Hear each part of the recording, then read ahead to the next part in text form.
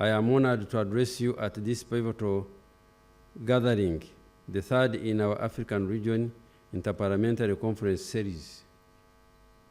This platform has become a cornerstone in our collective effort to safeguard African sovereignty and uphold family and cultural values. In 2023 here in Entebbe, we convened the inaugural conference under the theme Protecting African Culture and Family Values.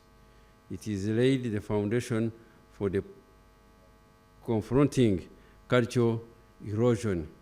In 2024, we advanced this mission by reaffirming our family and cultural values and emphasizing collective resistance to cultural colonization of every level at global and local.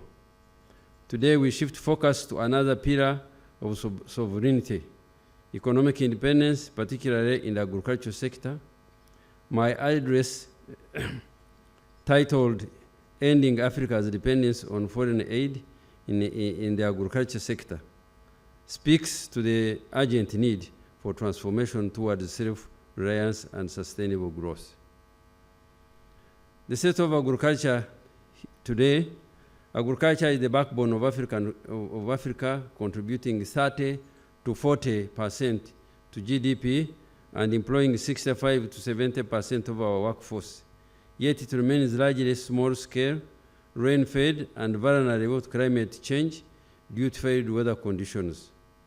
With strategic reforms, this sector holds enormous potential, enhanced productivity, diversified outputs, and increased intra-African trade through value addition. For decades, Africa has leaned on foreign aid to address food insecurity, reduce poverty, and support rural livelihood. But we must ask a question now. Has this solved the problem of prolonged dependence in Africa? The answer is no. Charting a path for self-reliance. Africa is not without vision. The Comprehensive Africa Agriculture Development Program, CADIP, urges nations to allocate at least 10% of national budgets to agriculture, aiming for 6% annual growth. The UN Food System Summit and the Agenda 2063 reinforces our need for resilience, inclusive, and African-led food system. Yet 60% of agriculture-related development projects still depends on foreign aids. This compromises sovereignty, distorts development priorities, and undermines sustainability. Strategic priorities, therefore, for ending dependence as follows. 1, invest in agricultural productivity.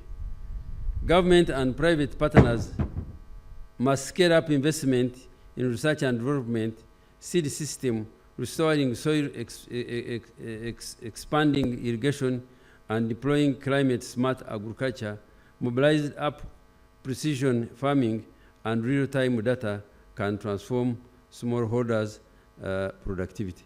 We no longer talk of production now. We are talking of productivity because we are looking at the unit the ratio of input and output. You can have a garden, you plant seed, 1 acre each, one harvests 25 and another one harvests 10. Where is the magic? The magic is in science. There is no longer thinking that rain-fed agriculture is sustainable. No longer that the seed, you must create research and own seed. Here in Uganda, we have made sure that we protected our indigenous germplasm for both livestock resources and crop resources. So if we depend on Europe, if we depend on West to supply you seed, the day they stop, we are finished. So I urge all my colleagues here from the agriculture sector to make sure that indigenous germplasm is preserved. Finance our own development.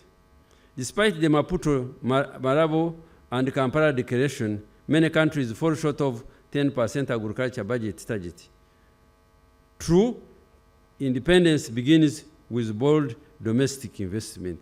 We have to take a bold stand. Anybody who is not food insecure is not secure. The one who pays the piper decides the tune. Like the previous speaker talked, if somebody feeds you, he is actually controlling you. The mighty giants like USA, they are food secure. We have a lot of potential. We don't have winters here. In Europe, they have winter when they are not actually producing. They are on reserve that they generated during the summertime. Here in Africa, we can create the third season by irrigating throughout and making sure that our gardens are fertilized and we are using high quality and resilient seed and planting stocking materials. Empower smallholder farmers, especially women. Women are the backbone of rural agriculture. They need access to finance, secure land tenure, and agriculture extension services. Let us build inclusive rural and financial institutions, design flexible insurance models, and adopt fintech solutions like digital wallet and community saving platforms. We need to support our farmers to address climate shocks, to adopt mechanization, because without mechanization we cannot go very far. We need also to focus on education of our farmers and change their mindset. Most of the smallholders they are focusing on is the actual mindset. You see people going to Dubai to do funny jobs, but if you have 10 acres and you are in livestock and you decide to go zero grazing, that means you can sustainably look after 80 dairy cows using the same area, and you can get millions and millions of money. The same with citrus fruit, the same with modern farming of crop and fishery resources farming. Industrialize agriculture in Africa. We must stop exporting raw commodities and importing expensive finished goods. Agro-processing industries will create jobs, reduce post-harvest losses, raise incomes, and build domestic resilience. Distinguished participants, I want you to draw to your attention, our president has been talking about Africa donating for Europe. It is true. Uganda, we are the leading exporter of coffee in Africa. In production, we are next to Ethiopia, but most of our coffee much of our coffee is exported. But we earned 1.2 billion in our export. But countries which don't grow coffee and which export coffee because they add on value. One of the countries I don't want to mention, last year they exported 24 billion US dollars in export of coffee, and yet they get 15% of our coffee. Our coffee lives here at $6. It lands in Italy at $14. It is exported to Morocco. I hear the speaker from Morocco is here. It lands in Morocco for $24.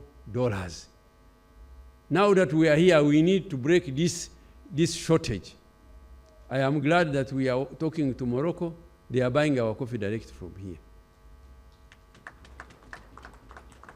So we need to reverse this trend. We are actually, the previous speaker was talking about the DRC. Look at the communication. They made it clearly smart that we should not communicate. If you have to go to West Africa, you have to go to Europe and then come down. From here to Sudan, to South Sudan, to Egypt, we have a Nile Valley. If you constructed a railway jointly, you don't know how much commercial importance this railway would be. But the gauge in Uganda is different from the gauge in Sudan, is different from the gauge there, and we are here sitting. Now that we are talking to ourselves, we legislators, we must wake up. No World Bank has financed a railway line. I don't know where you can mention it. Think about it. Why can't they do it when you silence a railway line? One locomotive engine pulls 40 wagons. When you do that, you have silenced how many Mercedes-Benz is on the road. We need to wake up. Strengthen inter-African trade. The African Continental Free Trade Area, FTCA, is a game changer.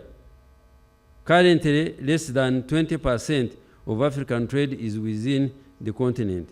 We must remove trade barriers, harmonize standards, and make African market work for African farmers. We redefine the role of aid.